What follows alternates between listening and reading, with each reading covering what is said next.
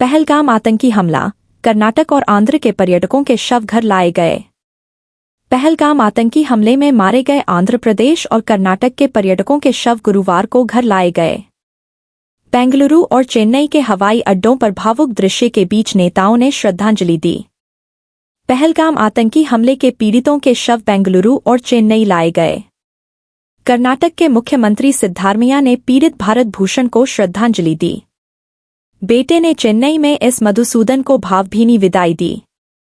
जम्मू कश्मीर के पहलगाम में हुए आतंकी हमले में मारे गए कर्नाटक के 2 पर्यटकों के शव गुरुवार को बेंगलुरु के केंपेगौड़ा अंतर्राष्ट्रीय हवाई अड्डे पर पहुंचे। मंगलवार को आतंकियों ने मंजूनाथ राव और भारत भूषण समेत 26 नागरिकों की गोली मारकर हत्या कर दी।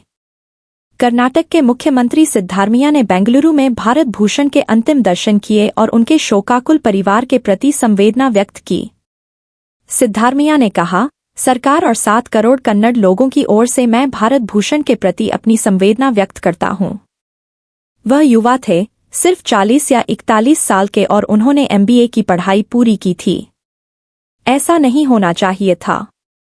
मैं इस घटना की कड़ी निंदा करता हूं। उन्होंने कहा, आतंकवाद को खत्म करना सरकार का कर्तव्य है।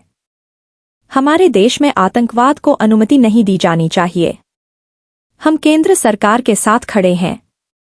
मैं केंद्र सरकार से सभी आतंकवादियों को नष्ट करने का आग्रह करता हूं।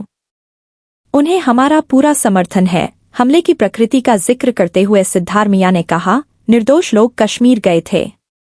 अपनी पत्नी के सामने अपने बच्चे को गोद में लिए हुए उन्हें गोली मार दी गई। इन लोगों में कोई मानवता नहीं है। यह अमानवीय और अत्याचारी है। मैं इस कृत्य की कड़ी निंदा करता हूं। पिछली घटनाओं से समानताएं बताते हुए उन्होंने कहा, पुलवामा की घटना भी उसी जिले में हुई थी जिसमें लगभग 40 सैन्यकर्मी मारे गए थे। इन आतंकवादियों को हमारे देश में रहने की अनुमति नहीं दी जानी चाहिए। उन्हें खत्म करने के प्रयास किए जाने चाहिए। इसे सुरक्षा में चूक बताते हुए उन्होंने कहा, मुझे लगता है कि यह एक खुफिया विफलता है। इसे ठीक से नहीं संभाला गया। अब 2 लोग मारे गए हैं, शिवमोग्गा के मंजूनाथ और आंध्र प्रदेश के एक अन्य व्यक्ति जो कर्नाटक में रह रहे थे। उन्होंने कहा कि मंत्री मधु बंगरप्पा शिवमोगा में परिवार से मिलेंगे, जबकि मंत्री रामलिंगा रेड्डी दाह संस्कार तक भूषण के परिवार के साथ रहेंगे। मुख्यमंत्री ने प्रत्येक मृतक परिवार को 10 लाख रुपए का मुआवजा देने की भी घोषणा की। हमने प्रयासों के समन्वय के लिए अपने अधिकारियों और हमारे मंत्री संतोष लाड को भेजा है। वह कश्मीर से फंसे 127 लोगों को वापस ला रहे हैं। यह हमारी सरकार का कर्तव्य है और हम ऐसा कर रहे हैं क्योंकि यह हमारी जिम्मेदारी है। भारत भूषण की पत्नी सुजाता ने घटना के भयावह क्षणों को याद किया। वह अपने पति और अपने छोटे बेटे के साथ थी जब हमलावरों ने गोलीबारी शुरू कर दी। उन्होंने कहा, अचानक कुछ लोग आए और लोगों को अंधाधुंध गोली मार दी। उन्होंने किसी का धर्म नहीं पूछा, उन्होंने सभी को गोली मार दी। सुजाता के अनुसार उनके पति ने हमलावरों को समझाने की बहुत कोशिश की, अपने बच्चे की वजह से उनकी जान की भीख मांगी। उन्होंने कहा, मेरे पति ने उनसे जाने की विनती की क्योंकि हमारा 3 साल का बेटा था, लेकिन उन्होंने उसे नहीं छोड़ा। परिवार ने कश्मीर की यात्रा की थी क्योंकि उन्हें लगा कि कश्मीर सुरक्षित है। हाल ही में वहां गए अन्य लोगों के अनुभवों से उन्हें यह भरोसा मिला था। हमें लगा कि कश्मीर सुरक्षित है और हम वहां गए। यहां तक कि मेरा परिवार भी पिछले साल वहां गया था। उनकी बातों पर विश्वास करके हम वहां गए। यह सुरक्षित नहीं था, उन्होंने कहा। सरकार से क्षेत्र में सुरक्षा उपायों को मजबूत करने का आग्रह करते हुए सुजाता ने जवाबदेही और दीर्घकालिक समाधान की अपील की। उन्होंने कहा, सरकार को सुरक्षा का ख्याल रखने के लिए पर्याप्त उपाय करने चाहिए। केंद्रीय मंत्री वी सोमन्ना और बेंगलुरु दक्षिण के सांसद तेजस्वी सूर्या शवों के साथ राज्य वापस लौट रहे थे।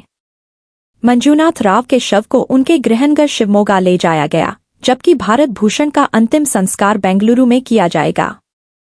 भाजपा सांसद सूर्या ने पत्रकारों से बात करते हुए कहा, प्रधानमंत्री नरेंद्र मोदी के नेतृत्व में भारत इस आतंकी हमले का जवाब देने जा रहा है। आंध्र प्रदेश के सूचना प्रौद्योगिकी पेशेवर एस मधुसूदन का शव गुरुवार को सुबह चेन्नई लाया गया, जो इसी हमले में मारे गए थे। मूल रूप से नेल्लोर जिले के रहने वाले मधुसूदन बेंगलुरु में रह रहे थे। रात करीब 2 बजे पहुंचे उनके पार्थिव शरीर को राज्य के सभी राजनीतिक दलों के नेताओं ने अपने घर पहुंचाया।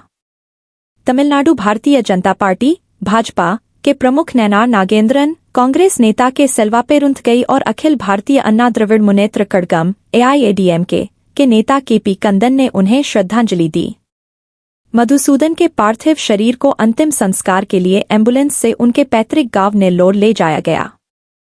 बुधवार रात को आतंकी हमले में मारे गए केरल के एडापल्ली के एन रामचंद्रन का पार्थिव शरीर उनके गृहनगर लाया गया।